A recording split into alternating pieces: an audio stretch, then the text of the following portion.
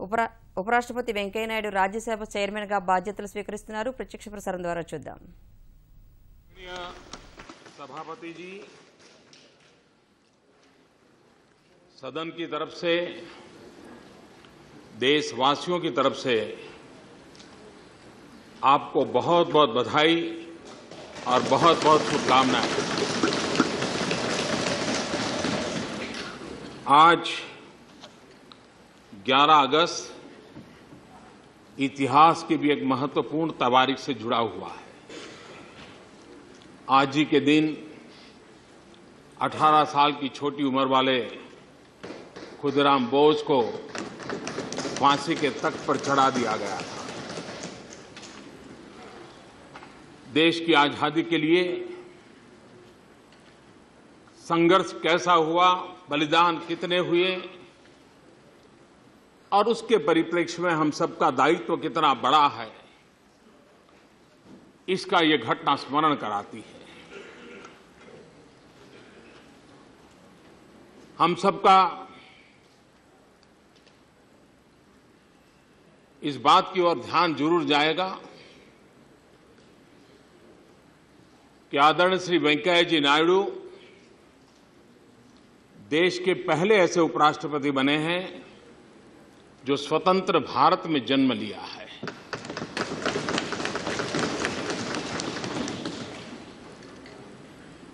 श्रीमान वेंकैया जी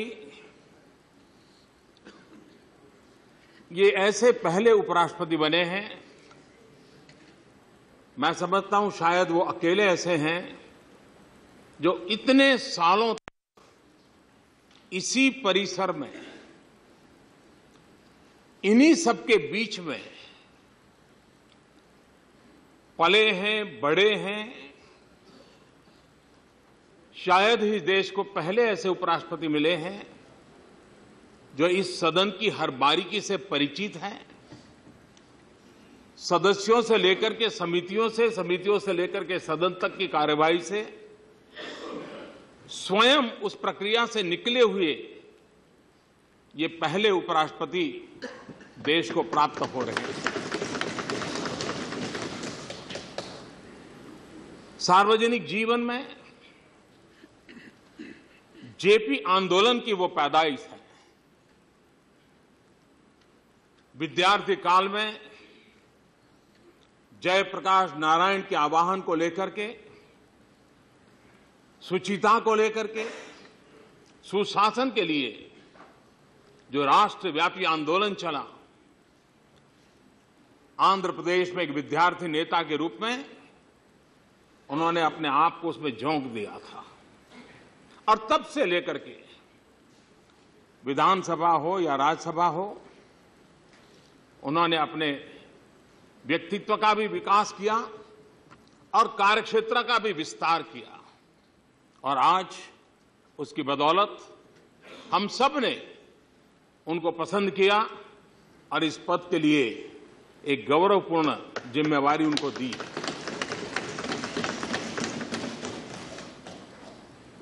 वेंकैया जी किसान के बेटे हैं।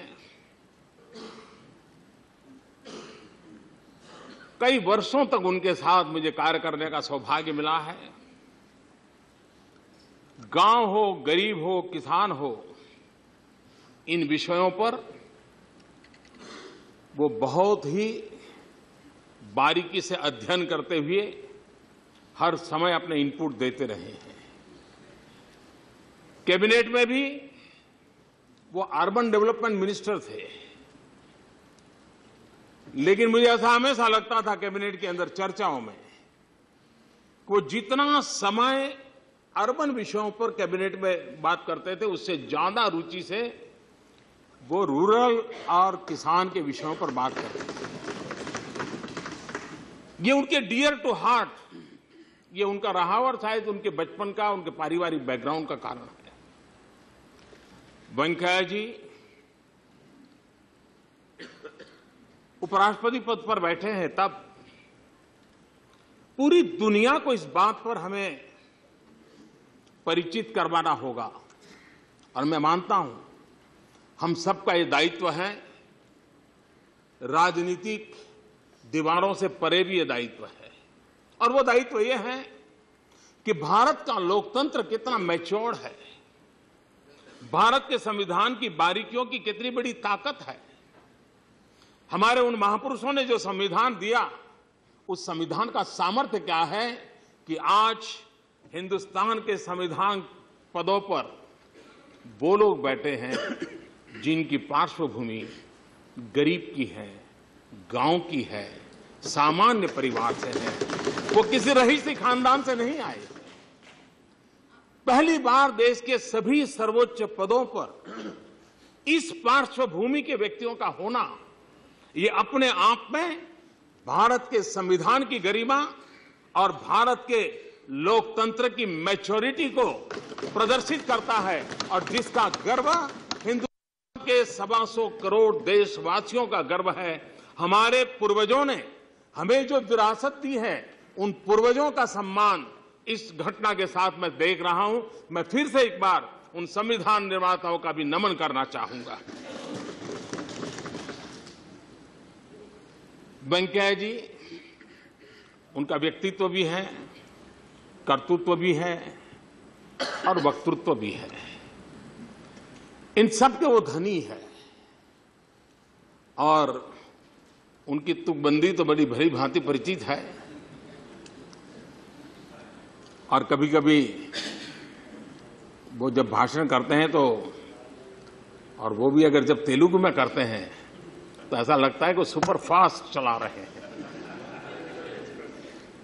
लेकिन उसके लिए ये तब संभव होता है जब विचारों के अंदर स्पष्टता हो, ऑडियंस के साथ कनेक्ट हो। वो शब्दों का खेल नहीं होता है। जो वक्तृत्व की दुनिया से जुड़े हैं उनको पता है, शब्दों के खेल किसी के मन मंदिर को नहीं छू सकते, लेकिन श्रद्धा भाव से पनपी हुई विचारधारा के आधार पर अपने कन्विक्शन और विजन के साथ चीजें निकलती हैं तो जन हृदय को अपने आप स्पर्श कर देती हैं। और वो वेंकैया के जीवन में देखा गया, वो पाया गया। ये भी सही है, ग्रामीण विकास के अंदर आज कोई भी ऐसा सांसद नहीं है जो एक विषय पर सरकार से बार बार आग्रह न करता हो।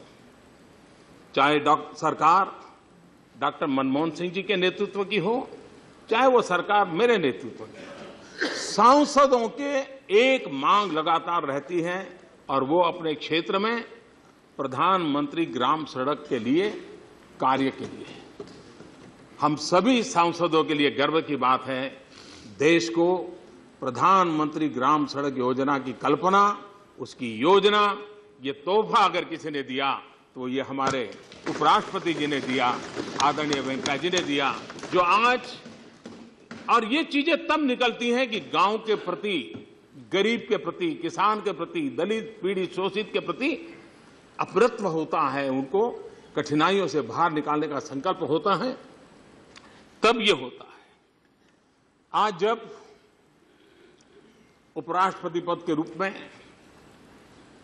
वेंकैया जी हमारे बीच में है, इस सदन में हम सबकी कठिनाई रहेगी कुछ पल, क्योंकि बार में से कोई वकील अगर जज बन जाता है तो और शुरू में उस कोर्ट में उसके साथी नीचे बार के मेंबर जब बात करते हैं तो जरा अटपटा लगता है कि कल तक तो मेरे साथ खड़ा रहता था, मेरे साथ बहस करता था और आज यहां मैं उसको कैसे। तो कुछ पल हम सबके लिए भी, खास करके इस सदन के सदस्यों के लिए, जिन्होंने इतने साल उनके साथ एक दोस्ताना रूप में काम किया है और जब इस पद पर बैठे हैं तो हमने भी, और हमारे लोकतंत्र की विशेषता है कि व्यवस्था के अनुकूल हम अपने कार्यशैली को भी बनाते हैं।